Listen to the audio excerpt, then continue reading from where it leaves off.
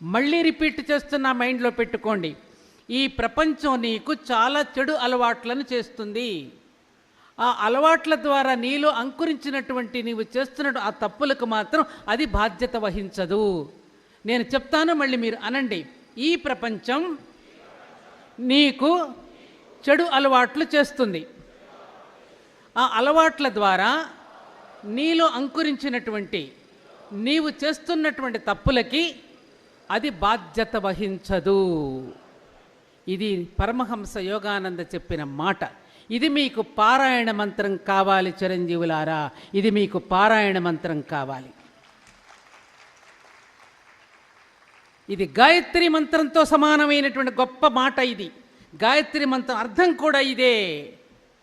నన్ను చెడిపోనివ్వకుండా నాలో మంచి బుద్ధిని ప్రేరేపించుదువుగాక అని చెప్పే గాయత్రి మంత్రం అర్థమే ఇది.